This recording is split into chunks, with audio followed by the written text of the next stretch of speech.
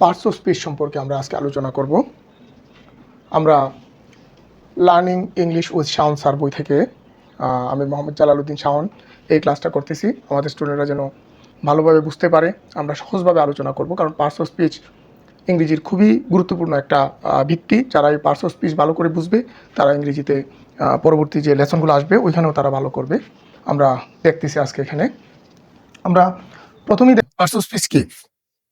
Parts মানে অংশ, speech মানে বাক্য বা সেন্টেন্স, মানে সেন্টেন্সের অংশ। তাহলে পার্টস অফ স্পিচ যদি আমরা সহজভাবে বলি যে একটা বাক্যের মধ্যে যে বিভিন্ন অংশ থাকে, এই প্রত্যেকটা অংশ কোনো না কোনো কাজ করে, এই কাজের ভিত্তিতে তাদেরকে বিভিন্নভাবে ভাগ করা হয়। এই ভাগগুলাই হচ্ছে একটা সেন্টেন্সের অংশ বা পার্টস অফ স্পিচ বা বাক্যের অংশ। এখন যদি আমরা বই থেকে পড়ি, দেখি আমরা ইংরেজি বাক্যে ব্যবহৃত প্রত্যেকটি শব্দ কোনো না কোনো কাজ করে। একটা বাক্যের মধ্যে যে শব্দগুলা বা ওয়ার্ডগুলা থাকে, প্রত্যেকটা শব্দই কোনো না কোনো কাজ করে।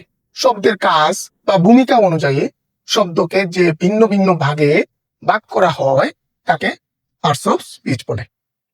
তাহলে আমরা বুঝতে পারলাম যে ইংরেজি বাক্যে ব্যবহৃত প্রত্যেকটি শব্দ কোনো না কোনো কাজ করে।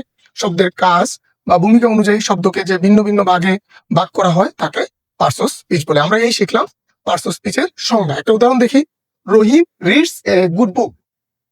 এখানে রহিমটা হচ্ছে নাউন, রিডসটা হচ্ছে ভার্ব, গুডটা হচ্ছে অ্যাডজেক্টিভ এবং বুকটা হচ্ছে একটা নাউন, আর এটা তো আমরা জানি যে এটা একটা আর্টিকেল।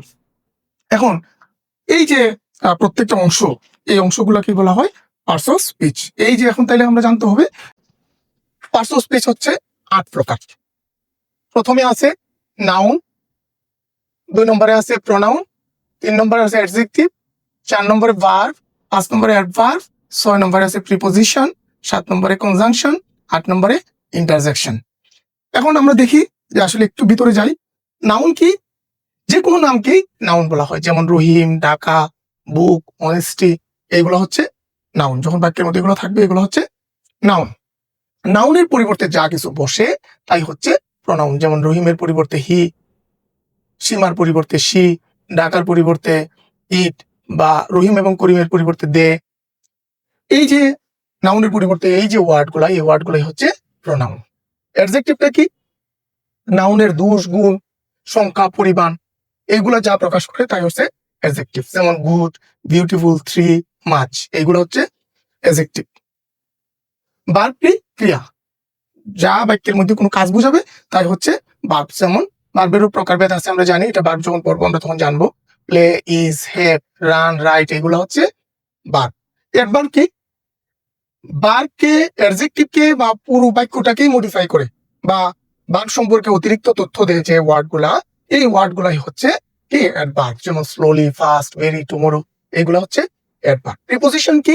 নাউনের আগে বসে নাউন বা প্রোনাউনকে বাক্যের অন্য অংশের সাথে যে শব্দগুলা যুক্ত করে এগুলো হচ্ছে প্রিপোজিশন। যেমন in, on, at, to, with, by, এগুলো হচ্ছে প্রিপোজিশন। কনজাংশন কি? যে ওয়ার্ডগুলা দুইটা বাক্যকে বা একটা বাক্যের সাথে আরেকটা বাক্যাংশকে কিংবা দুইটা ওয়ার্ডকে যুক্ত করার জন্য ব্যবহৃত হয় তাকে কনজাংশন বলে। যেমন and, but, or, because, if. 8 নম্বর আছে ইন্টারজেকশনটা কি? আবেগ বুঝায়, আনন্দ, উল্লাস, দুঃখ, এগুলা বোঝানোর জন্য যে ওয়ার্ডগুলা ব্যবহৃত হয় এগুলাকে বলা হয় ইন্টারজেকশন। যেমন হুররা, এলাস, ও, ব্রেবু। এখানে আরেকটা জিনিস বলে রাখা ভালো যে অব্যয়, প্রধান নয় অব্যয়, সংযোজন অব্যয়, আবেগসূচক অব্যয়, যখনই দেখা যাবে বাংলায় অব্যয় আছে, এই অব্যয় মানেই হচ্ছে এই ওয়ার্ডগুলা বাক্যের মধ্যে টেন্স অনুযায়ী বা যে কোনো কিছুর ভিত্তিতে এইগুলার কিন্তু এই রূপের কিন্তু কোনো পরিবর্তন হবে না, বের হবে না রূপটা। এই কারণে এগুলাকে বলা হয় অব্যয়। কিন্তু ভার্ব যেভাবে আছে এইভাবে টেন্স বেঁধে থাকবে না, এটা রূপের পরিবর্তন হবে।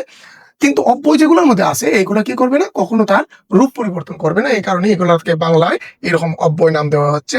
আমরা মনে রাখার জন্য এটা বললাম যে এগুলো আসলে কোনো সময় তার বাক্যে টেন্স অনুযায়ী বা কোনো কারণে তার রূপ চেঞ্জ করবে না, সে সেম রূপে থাকবে। কিন্তু ভার্ব, নাউন, এগুলা কি করবে, অনেক সময় তার রূপ চেঞ্জ করতে পারে, কিন্তু এগুলো তার রূপ চেঞ্জ করবে না। যাই হোক, আমরা জানলাম যে 8 প্রকারের পার্টস অফ স্পিচ আছে। প্রত্যেকটা পার্টস অফ স্পিচ সম্পর্কে জানলাম, পার্টস অফ স্পিচের সংজ্ঞা জানলাম। এখন আমরা জানবো যে কি দিয়ে প্রশ্ন করলে, এখন আমরা জানবো যে কোনটা দিয়ে প্রশ্ন করলে আমরা জানতে পারবো। যেমন কে দিয়ে প্রশ্ন করলে যদি আমরা জানতে পারি তাহলে যে শব্দটা বের হয়ে আসবে এটা হবে নাউন। যেমন কে খায়? করিম খায়, করিমটা হচ্ছে একটা নাউন। কি খায়? ভাত খায়, ভাতটা একটা নাউন। কোথায় যায়? ডাকা যায়, ডাকাটা একটা নাউন। কোন জিনিস চায়, যেমন একটা টেবিল চায়, টেবিলটা একটা নাউন। আর নাউনের বদলে যা কিছু বসবে তাই হবে প্রোনাউন। এটা আমরা বুঝি অনেকেই, কিন্তু নাউনটা আমি বলে দিলাম কে, কি, কোথায় এবং কোন জিনিস দিয়ে প্রশ্ন করলে যে উত্তরগুলো আসবে এই উত্তরগুলো হবে নাউন। অ্যাডজেক্টিভ কোনগুলা, এটা অনেকের একটু প্রবলেম হয়, তাই আমি একটু পরিষ্কার করে নিই। কেমন মানে যেমন কেমন দিয়ে প্রশ্ন করলে, কতটি দিয়ে প্রশ্ন করলে, কতটুকু দিয়ে প্রশ্ন করলে, কোনটি দিয়ে প্রশ্ন করলে যে উত্তরগুলো আসবে এইগুলো হবে অ্যাডজেক্টিভ। যেমন কেমন, সে কেমন, বিউটিফুল, এটা একটা অ্যাডজেক্টিভ। কতটি পরিমাণ জানলাম, এটা একটা অ্যাডজেক্টিভ। কোনটি, এটার যে উত্তর আসবে এটা একটা অ্যাডজেক্টিভ। কতটুকু, মাছ, মিনি, এইগুলো হচ্ছে অ্যাডজেক্টিভ। কি করে, কি হলো, কি আছে, এইগুলো হবে ভার্ব। যেমন আমরা জানি যে ভার্বের বিভিন্ন প্রকারভেদ আছে, তখন আমরা এগুলো নিয়ে আরো বিস্তারিত আলোচনা করবো। অ্যাডভার্ব কি, কিভাবে খেলে, তখন ওই যে উত্তরটা আসবে এটা হবে একটা অ্যাডভার্ব। কখন, এটা একটা উত্তর আসবে অ্যাডভার্ব। কোথায়, এটা একটা উত্তর আসবে, এটা হবে অ্যাডভার্ব। কতটা, এটা যখন ভার্বে মডিফাই করবে তখন এটা হবে একটা অ্যাডভার্ব। প্রিপোজিশন জানি আমরা যে নাউনের আগে বসে, নাউন বা প্রনাউনের আগে বসে, নাউন বা প্রনাউনকে বাক্যের অন্য অংশের সাথে সম্পর্ক করে, এটা হচ্ছে প্রিপোজিশন। আর বাক্য যুক্ত করার জন্য যে ওয়ার্ডগুলো ব্যবহৃত হয় কনজাংশন, যেমন এন্ড, বাট। শুধু বাক্য না, বাক্যের সাথে বাক্যাংশ কিংবা ওয়ার্ডের সাথে ওয়ার্ডকে যুক্ত করার জন্য এই কনজাংশন ব্যবহৃত হয়। আর আবেগ প্রকাশ করার জন্য ব্যবহৃত হয় ইন্টারজেকশন। আমরা জানি যে হঠাৎ কোনো দুঃখ, কষ্ট বা আনন্দ এগুলো প্রকাশ করার জন্য যে ওয়ার্ডগুলো ব্যবহৃত হয় এইগুলোই হচ্ছে ইন্টারজেকশন। এই হলো আমাদের পার্টস অফ স্পিচ এর আলোচনা।